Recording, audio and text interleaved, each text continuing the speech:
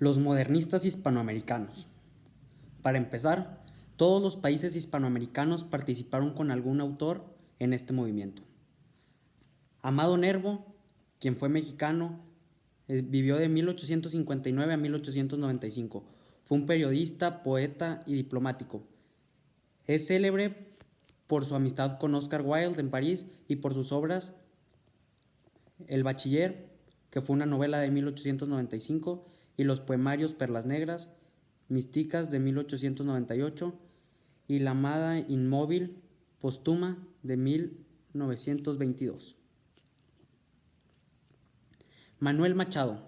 Este hombre fue un español que vivió de 1874 a 1947, poeta y dramaturgo, hermano del célebre poeta Antonio Machado. Publicó una extensa obra poética en la cual destacan Alma de 1902, Los Cantares de 1905 y el Mal Poema de 1909, entre muchos otros. Rubén Darío, vaya nombre, ¿no? Nicaragüense, que vivió de 1867 a 1916, poeta, periodista y diplomático, considerado fundador del modernismo con su poemario de 1888 y célebre por sus poemas Prosas Prófanas de 1896, Cantos de Vida y Esperanza, Los Cisnes y otros poemas de 1905, y sus libros de prosa Los Raros de 1896. Después de este nos saltamos al tema vanguardia literaria hispanoamericana. La renovación de la poesía a principios del siglo XX en Hispanoamérica fundamentalmente corre a cargo de dos grandes poetas, el chileno Vicente Huidobro y el argentino Jorge Luis Borges. Uno de los poetas más influyentes, si no el más influyente, que se ha convertido en un modelo mundial, es Pablo Neruda. En sus comienzos, Neruda muestra cierta inclinación hacia el romanticismo y el modernismo. A partir de la obra 20 poemas de amor y una canción desesperada, vemos ya en Neruda una poesía más personal, en la que expresa sus sentimientos con un toque dramático que lo hará inconfundible. Las ideas estéticas vanguardistas armonizaron con la realidad hispanoamericana y se difundieron a través de revistas literarias, manifiestos poéticos y publicaciones importantes. Obras de autores. Los rasgos más característicos fueron la búsqueda de elementos sorprendentes y originales, el juego verbal, el humor al irracionalismo, la crítica al maquinismo y a la ciudad y la alteración de la sintaxis.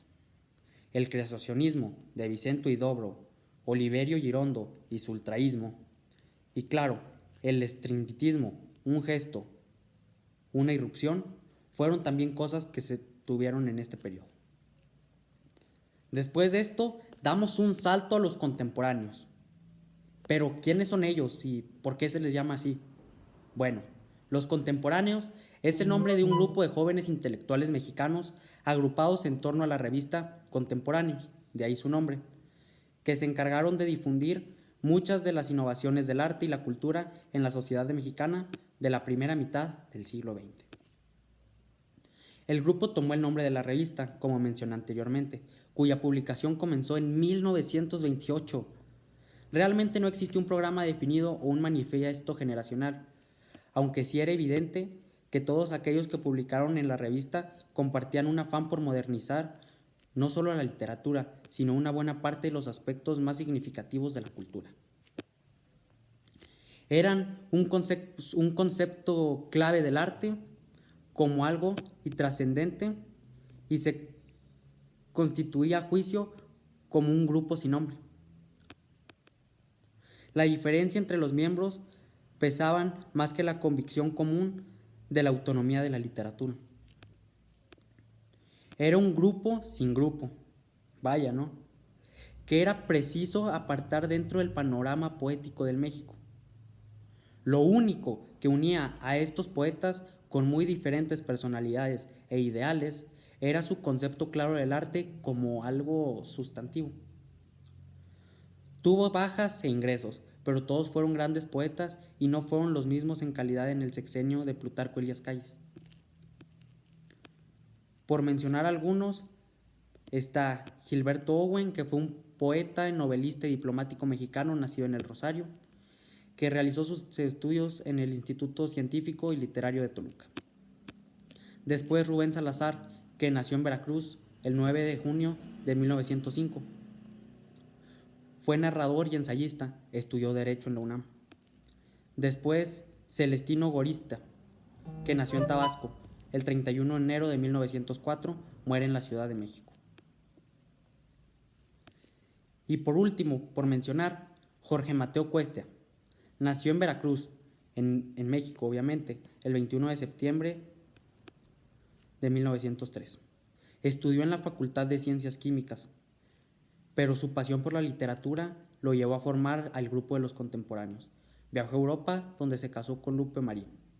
En 1930 trabajó para la Subsecretaría de Educación Pública.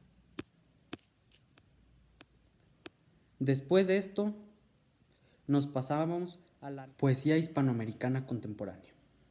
Cuando hablamos de la poesía hispanoamericana, el primer nombre que nos sale, o uno de los primeros, es sin duda el de Rubén Darío, con quien se afianzó el modernismo. Pero hay poesía hispanoamericana más allá de este, o de José Hernández, u otros grandes poetas. Entre otros, sobresalen los siguientes voces: Gabriela Mistral, José Martí, Pablo Neruda, Octavio Paz, Vicente Huidobro, entre otros. Me gustaría empezar con Gabriela Mistral, o Lucía Godoy, que es lo mismo. Era una de las poetas de la época que con su poesía pretendía descubrir el realismo, la realidad cotidiana, refugiándose también en el intimismo. Gabriela, quien fuese Premio Nobel de Literatura en 1945, escribió Sonetos de la Muerte, uno de sus mejores y más relevantes obras. José Martí, cubano, entendía la poesía como un modo de comunicación sincera, manifestaba de manera formal a través de ello lo sencillo y cotidiano. El poeta se identifica en versos sencillos con su poesía, porque en ella presentó y plasmó su alma tal y como era. Neruda, un nombre que a todos se nos hace sumamente familiar. Fue y será uno de los nombres más grandes de la poesía mundial, ya no solo en Hispanoamérica. Solo con nombrar su obra, 20 poemas de amor y una canción desesperada, publicada en 1924, estamos diciéndolo todo. Y para cerrar, la narrativa hispanoamericana, criollismo e indigenismo. El criollismo fue la literatura regionalista de afirmación cultural, mediante la cual los escritores americanos de habla hispana representaron la singularidad étnica. El criollismo se desarrolló mayormente en la narrativa, tanto en la novela como en el cuento, mediante una variedad de clasificaciones.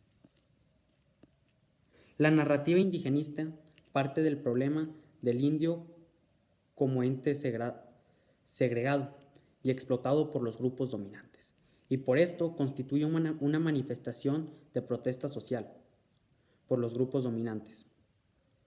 Sus antecedentes literarios más claros es una novela romántica peruana de 1889.